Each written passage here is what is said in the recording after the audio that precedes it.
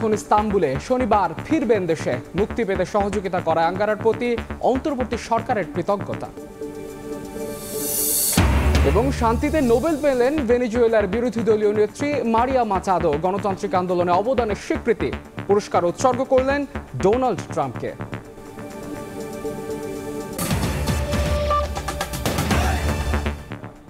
সরকার ঘোষিত সময় ফেব্রুয়ারিতেই হতে হবে নির্বাচন।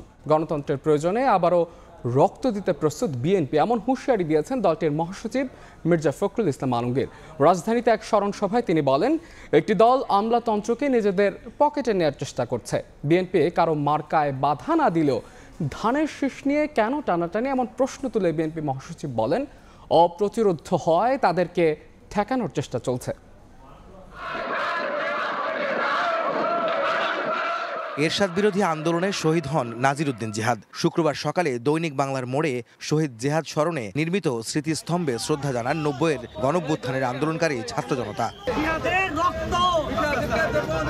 দিবসটি উপলক্ষে ইঞ্জিনিয়ারিং ইনস্টিটিউশন মিলনায়তনে আয়োজিত আলোচনা সভায় যোগ দেন বিএনপির কেন্দ্রীয় নেতারা। বিএনপি মহাসচিব মির্জা ফখরুল ইসলাম আলমগীর বলেন, সংস্কার ইস্যুতে বিএনপিকে জড়িয়ে অপপ্রচার চালানো হচ্ছে। নির্বাচিত সরকার প্রতিষ্ঠিত না হওয়া পর্যন্ত গণতন্ত্র প্রতিষ্ঠিত হবে না বলেও মন্তব্য তার। কয়েকজন মিলে কিছু আইন তৈরি করলাম আর গণতন্ত্র হয়ে গেল? হয় না। যতক্ষণ পর্যন্ত না নির্বাচনের মধ্য দিয়ে আমরা একটা নির্বাচিত সরকার গঠন করতে পারবো, ততক্ষণ পর্যন্ত আমরা গণতন্ত্রে ফিরে যেতে পারবো না। গণতন্ত্র আমরা এনেছি, সংস্কার আমরা এনেছি, এই গণতন্ত্রকে প্রতিষ্ঠিত করব আমরাই, এবং এর জন্য প্রয়োজন হলে আবারও বুকের রক্ত দিয়ে আমরা গণতন্ত্রকে রক্ষা করব। এনসিপির শাপলা প্রতীক ইস্যুতে ধানের শীষকে জড়িয়ে দলটির নেতাদের বক্তব্যের সমালোচনা করেন মির্জা ফখরুল। ব্যক্তি বা দল তারা ধমক দিচ্ছেন, হুমকি দিচ্ছেন যে অমুক মার্কা না দিলে আমরা নির্বাচনে যাব না, বা অমুকের মার্কা থাকতে পারবে না। ভাই, আমরা তো তোমাদের মার্কাতে বাধা দেইনি, তাহলে অযথা বিএনপির ধানের শীষকে নিয়ে টানাটানি কেন? টানাটানি এই জন্যে যে ধানের শীষ অপ্রতিরোধ্য। ঘোষিত সময়ে ফেব্রুয়ারিতে নির্বাচন না হলে নির্বাচন হবে না মন্তব্য করে বিএনপি মহাসচিব অভিযোগ করেন, একটি দল আমলাতন্ত্রকে নিজেদের করে নিচ্ছে। হুঁশিয়ারি দেন, নির্বাচনকালীন সময়ে আমলাতন্ত্র ও নির্বাচন কমিশন নিরপেক্ষ না হলে মেনে নেবে না বিএনপি। নির্বাচনের যে সময় নির্ধারিত হয়েছে, সেই সময় নির্ধারিত নির্বাচন হবে, অন্যথা নির্বাচন হবে না। অর্থাৎ নির্বাচন তখনই হতে হবে। 1-2, আমলাতন্ত্রকে কোনো একটি নির্দিষ্ট দলের পকেটে নেওয়ার চেষ্টা করা হচ্ছে, এটাকে আমরা কোনো মতেই বরদাস্ত করব না। এদিকে রংপুরে এক স্মরণ সভায় বিএনপির স্থায়ী কমিটির সদস্য ডাক্তার AZM জাহিদ হোসেন বলেন, যারা পিআর পদ্ধতি নিয়ে মাঠে লড়াই করছেন তারা নির্বাচন বিলম্বিত করার বাহানা খুঁজছেন। আজকে যারা নতুন নতুন কথা বলে নির্বাচনকে, গণতন্ত্রকে প্রলম্বিত করার বাহানা খুঁজছেন, কিন্তু বাংলাদেশের মানুষ সরাসরি ভোট দিয়ে অভ্যস্ত। এদিন জিয়া উদ্যানে বিএনপির সিনিয়র যুগ্ম মহাসচিব রুহুল কবির রিজভী বলেন, 15ই অক্টোবর জুলাই সনদ স্বাক্ষরকে ইতিবাচক হিসাবে দেখছে তার দল। আহমেদ সালেহিন, সময় সংবাদ, ঢাকা। উপদেষ্টাদের কেউ কেউ একটি দলের প্রতি পক্ষপাতদুষ্ট বলে অভিযোগ করেছেন জামাতের সেক্রেটারি জেনারেল মিয়া গোলাম পরওয়ার। জনগণের মতামত ছাড়া পিআর পদ্ধতির দাবিকে উপেক্ষা করা যাবে না বলেও হুঁশিয়ারি দেন তিনি। দাবি জানিয়েছেন গণভোটের মাধ্যমে পিআর পদ্ধতির মীমাংসা। এদিকে সোহরাওয়ার্দী উদ্যানে সমাবেশে ইসলামী আন্দোলনের আমির অভিযোগ করেন, গোপনে বিএনপিকে ক্ষমতায় আনার চেষ্টা চলছে।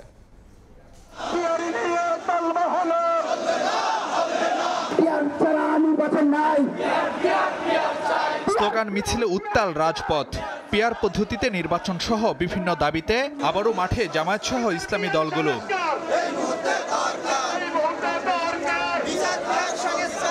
সংসদের উভয় কক্ষে পিআর পদ্ধতি, জুলাই সনদের ভিত্তিতে ফেব্রুয়ারিতে নির্বাচন সহ 5 দফা দাবিতে শুক্রবার জুমার নামাজের পর জাতীয় মসজিদ বাইতুল মোকাররমের দক্ষিণ গেট থেকে গণমিছিল বের করে ঢাকা মহানগর উত্তর ও দক্ষিণ জামায়াত।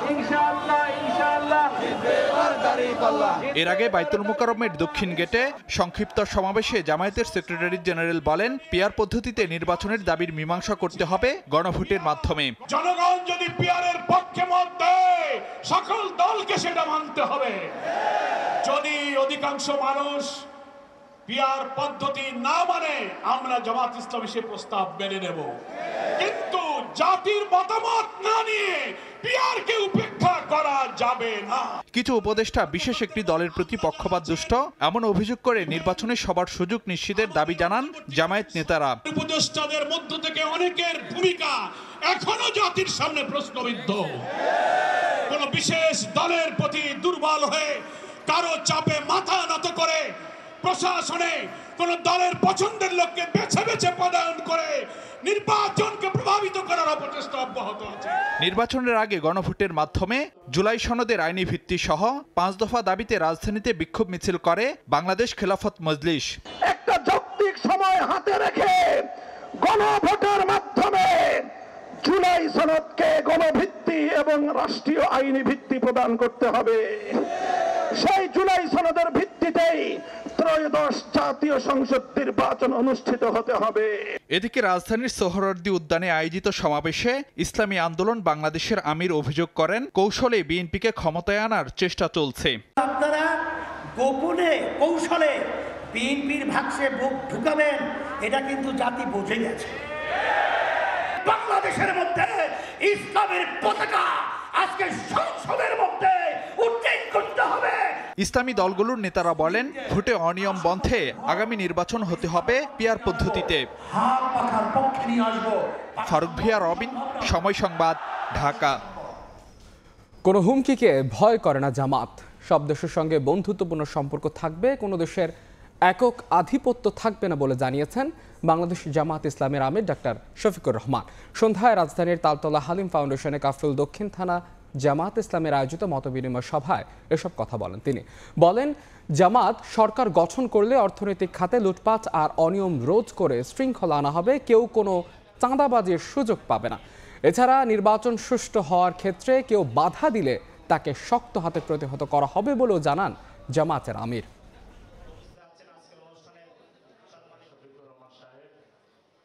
এই ভোটের সেন্টারগুলা শক্তভাবে গার্ড দিতে হবে। আমরা চাই ভোটটা নিরপেক্ষ হোক, সুষ্ঠু হোক। সেই ভোটে যেই পাস করবে আমরা তাকে অভিনন্দন জানাবো। কিন্তু আমরা 3 বার ভোট দিতে পারি নাই, এবার 4র্থবার কেউ যদি আমাদের ভোট ডাকাতি করতে আসে, আমাদেরকে তৈরি থাকতে হবে ডাকাতের হাত ভেঙে দেওয়া, যেন দুঃসাহস না করে আমার ভোটে হাত দেওয়া। ফেব্রুয়ারিতে জাতীয় নির্বাচন নিয়ে কোনো সংশয় নেই জানিয়ে প্রধান উপদেষ্টার প্রেস সচিব শফিকুল আলম বলেছেন, এবারে নির্বাচন হবে ইতিহাসের সেরা ভোট। বিকেলে ময়মনসিংহ প্রেস ক্লাবে মতবিনিময় সভায় তিনি বলেন, মানুষের মাঝে নির্বাচনী আমেজ বইতে শুরু করেছে। ফেব্রুয়ারির প্রথমার্ধে ইলেকশন হবে, এ বিষয়ে যত ধরনের সংশয় ছিল সব ধুয়ে মুছে চলে গেছে। হাসিনার আমলের 16 বছরে আমরা পুরোটা ফেক ইলেকশন দেখেছি। আমরা সেই জায়গা থেকে সরে এসে কিভাবে সুন্দর ইলেকশন হয় এবং বাংলাদেশের ইতিহাসে আমরা মনে করি একটা অন্যতম বেস্ট ইলেকশন হবে। জুলাই সনদ বাস্তবায়নে বিশেষ আদেশ জারি করে গণভোটের প্রস্তাব দিতে যাচ্ছে ঐক্যমত্য কমিশন। জাতীয় নির্বাচনের দিনই হতে পারে গণভোট, তবে সময়সীমার চূড়ান্ত সিদ্ধান্ত সরকারের হাতেই ছেড়ে দিতে চায় ঐক্যমত্য কমিশন। সময় সংবাদ কেমন তথ্য জানিয়েছেন কমিশনের সদস্য বদিউল আলম মজুমদার। জাতীয় স্বার্থে বিবেচনায় দলগুলোকে কমিশনের সিদ্ধান্ত মেনে নেওয়ার আহ্বান রাজনৈতিক বিশ্লেষকের। হাসান ওয়ালির প্রতিবেদন। প্রায় 7 মাসের আলোচনায় শেষ হয়েছে জাতীয় ঐকমত্য কমিশনের বৈঠক। তবে ঝুলে আছে নোট অফ ডিসেন্ট থাকা বিষয়ের ভাগ্য এবং গণভোট আয়োজনের সময়সীমা নিয়ে বিতর্ক।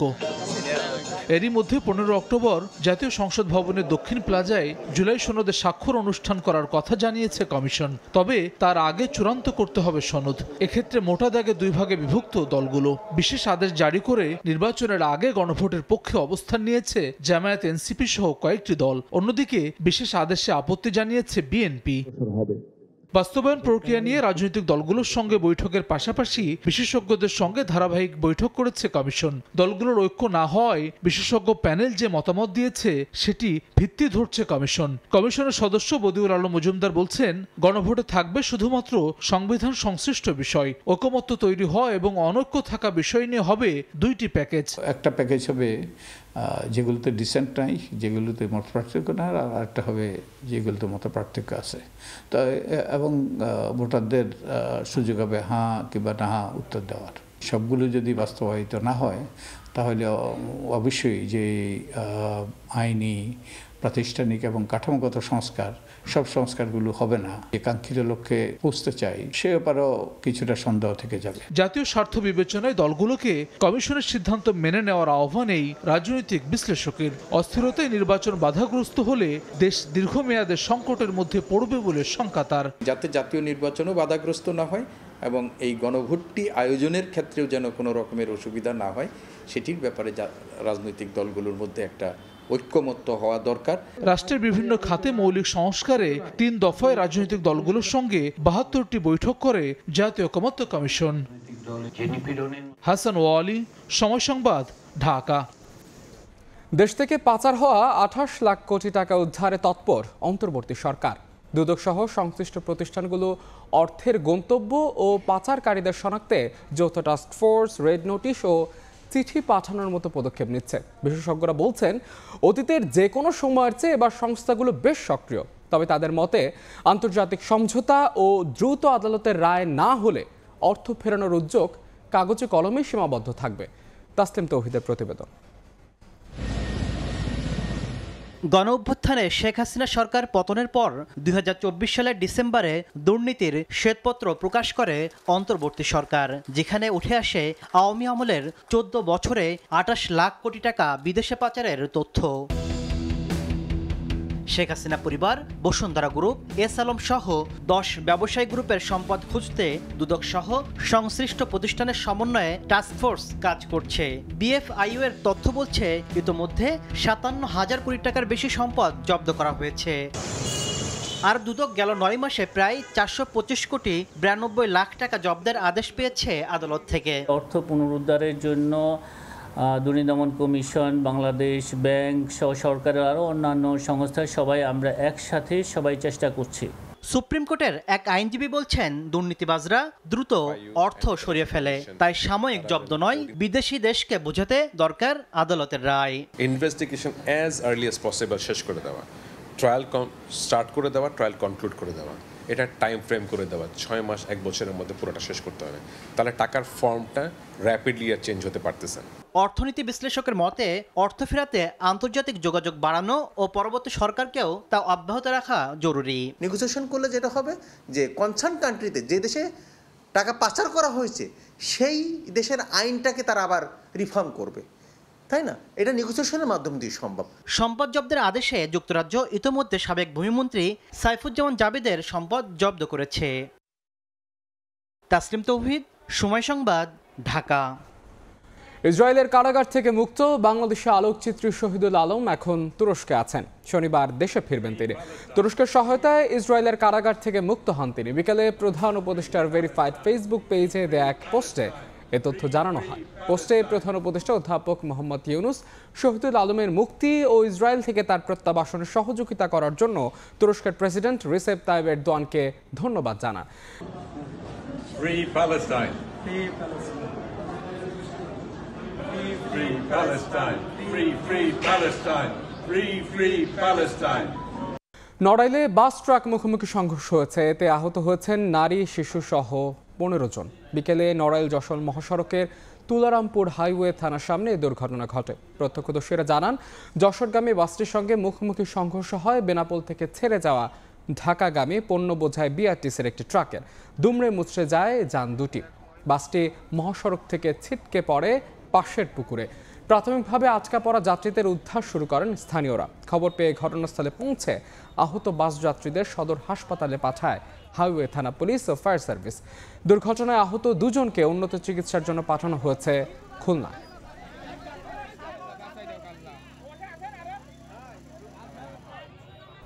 ঢাকা বিশ্ববিদ্যালয়ের ইংরেজি বিভাগের ইমেরিটাস অধ্যাপক ও কথাসাহিত্যিক সৈয়দ মঞ্জুরুল ইসলাম আর নেই। বিকেল 5টায় রাজধানীর একটি বেসরকারি হাসপাতালে চিকিৎসাধীন অবস্থায় শেষ নিঃশ্বাস ত্যাগ করেন তিনি। আগামীকাল সকাল 11টায় কেন্দ্রীয় শহীদ মিনারে জানানো হবে শেষ শ্রদ্ধা। পরে ঢাকা বিশ্ববিদ্যালয়ের কেন্দ্রীয় মসজিদে জানাজা শেষে মিরপুর বুদ্ধিজীবী কবরস্থানে দাফন করা হবে তাকে।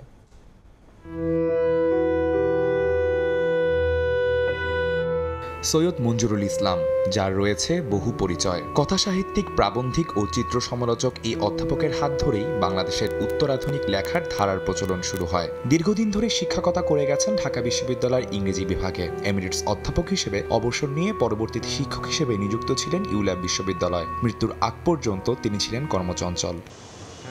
গত 3 অক্টোবর সকাল 11টায় হার্ট অ্যাটাক নিয়ে হাসপাতালে ভর্তি করা হয় সৈয়দ মঞ্জুরুল ইসলামকে। দীর্ঘদিন ধরে তিনি উচ্চ রক্তচাপ ও কিডনি জটিলতায় ভুগছিলেন। হার্ট অ্যাটাক ও শ্বাসকষ্টজনিত জটিলতায় শুক্রবার বিকেল 5টায় তার মৃত্যু হয় বলে জানিয়েছে হাসপাতাল কর্তৃপক্ষ। আজ সকালবেলা তার শারীরিক অবস্থার আবারও অবনতি হয়। অবনতি হলে আমরা তাকে আবারও লাইফ সাপোর্টে নিতে বাধ্য হই এবং তারপরে আজকে বিকেল 5টার সময় heart attack, heart failure, kidney জটিলতা এবং শ্বাস প্রশ্বাসজনিত জটিলতার কারণে উনি বিকেল 5টায় শেষ নিঃশ্বাস ত্যাগ করেন। অসংখ্য শিক্ষার্থী অনুরাগী তৈরি করে গেছেন সৈয়দ মঞ্জুরুল ইসলাম। শুভাকাঙ্ক্ষীরা বলছেন তার মৃত্যুতে জাতি হারালো মূল্যবান সম্পদ। শনিবার সকাল 11টায় কেন্দ্রীয় শহীদ মিনারে জানানো হবে শেষ শ্রদ্ধা। পরে ঢাকা বিশ্ববিদ্যালয়ের কেন্দ্রীয় মসজিদে জানাজা শেষে মিরপুর বুদ্ধিজীবী কবরস্থানে তাকে দাফন করা হবে বলে জানিয়েছেন স্বজনেরা। বাংলা সাহিত্যে অসামান্য অবদানের স্বীকৃতিস্বরূপ 1996 সালে বাংলা একাডেমি সাহিত্য পুরস্কার এবং 2018 সালে 21 পদক পান সৈয়দ মঞ্জুরুল ইসলাম। আদনান তুর্য, সময় সংবাদ, ঢাকা। ছুটির দিনে নির্বাচনের প্রচারে সরগরম রাজশাহী ও চট্টগ্রাম বিশ্ববিদ্যালয় ক্যাম্পাস। জুমার নামাজ শেষে কুশল বিনিময় প্রচারে ব্যস্ত সময় পার করেন প্রার্থীরা। হলগুলোতেও গণসংযোগ করেন তারা। শিক্ষার্থীদের মাঝে লিফলেট, ইশতেহার বিতরণ করে ভোট চান প্রার্থীরা। গুনে গুনে বাকি কয়েকটা দিন, এরপরই অনুষ্ঠিত হতে যাচ্ছে রাজশাহী ও চট্টগ্রাম বিশ্ববিদ্যালয় কেন্দ্রীয় ছাত্র সংসদ ও হল সংসদ নির্বাচন। তাই এখন উৎসবের আমেজ ক্যাম্পাস জুড়ে। শুক্রবার জুমার নামাজ আদায় শেষে রাজশাহী বিশ্ববিদ্যালয় কেন্দ্রীয় মসজিদ প্রাঙ্গণে শিক্ষার্থীদের সঙ্গে কুশল বিনিময় করেন প্রার্থীরা। ভোট চাওয়ার পাশাপাশি কামনা করেন দোয়া। ভয়ভীতিহীন একটা সুন্দর রাষ্ট্র নির্বাচন এবং আমরা আধুনিক রাজশাহী বিশ্ববিদ্যালয় করতে চাই। যতগুলো ভোট পাবো আমার ভোটারদের প্রতি সম্মান রেখে আমি ততগুলো গাছ উপহার দিব। বিশ্ববিদ্যালয় প্রশাসন বলছে উৎসব মুখর পরিবেশে নির্বাচন আয়োজনে বদ্ধপরিকর তারা। তো এই পরিবেশটা যদি আমরা আর কয়েকটা দিন ধরে রাখতে পারি তো ইনশাআল্লাহ অনেক সুন্দর করে ইলেকশন হয়ে যাবে। রাজশাহী বিশ্ববিদ্যালয়ের একদিন আগে ভোট চট্টগ্রাম বিশ্ববিদ্যালয় কেন্দ্রীয় ছাত্র সংসদের। শেষ পর্যায়ে এসে প্রার্থীদের প্রচারেও দেখা যাচ্ছে তোড়জোড়। জুমার নামাজের পর বিশ্ববিদ্যালয়ের মসজিদ প্রাঙ্গণ ও আশপাশের এলাকায় দেখা গেছে ব্যাপক প্রচারণা। ভোটাররা নির্বাচনে স্বতঃস্ফূর্তভাবে ভোট দেবেন, তাদের যোগ্য প্রার্থীকে নির্বাচিত করবেন ইনশাআল্লাহ। চট্টগ্রাম বিশ্ববিদ্যালয় কেন্দ্রীয় ছাত্র সংসদ চাকসু নির্বাচনের ভোট গ্রহণ 15 অক্টোবর আর রাজশাহী বিশ্ববিদ্যালয় কেন্দ্রীয় ছাত্র সংসদ রাকসু নির্বাচনের ভোট গ্রহণ 16 অক্টোবর। একই সঙ্গে হবে হল সংসদের নির্বাচনও। তানজিনা তাসনিম, সময় সংবাদ। দেশের বাইরের খবর। এবছর শান্তিতে নোবেল পুরস্কার পেলেন ভেনেজুয়েলার বিরোধী দলীয় নেতা ও মানবাধিকার কর্মী মারিয়া করিনা মাচাদো। পুরস্কার জিতে তা ডোনাল্ড ট্রাম্পকে উৎসর্গ করেছেন তিনি। স্থানীয় সময় শুক্রবার তিনি শান্তিতে নোবেল পুরস্কার জিতে তার দেশের গণতন্ত্র আন্দোলনের সিদ্ধান্তমূলক সহায়তার জন্য ট্রাম্পের প্রশংসা করেন। মারিয়া ভেনেজুয়েলার সাধারণ মানুষের গণতান্ত্রিক অধিকার আদায়ের সংগ্রামে দীর্ঘদিন ধরে জীবন বাজি রেখে কাজ করেছেন। নানা দমন পীড়ন উপেক্ষা করে শান্তিপূর্ণ উপায়ে ভেনেজুয়েলাকে এক নায়কতন্ত্র থেকে গণতান্ত্রিক পথে নেয়ার আন্দোলন চালিয়ে যাচ্ছেন তিনি। মর্যাদাপূর্ণ এই পুরস্কারের খবরে বিস্ময় প্রকাশ করেছেন মারিয়া।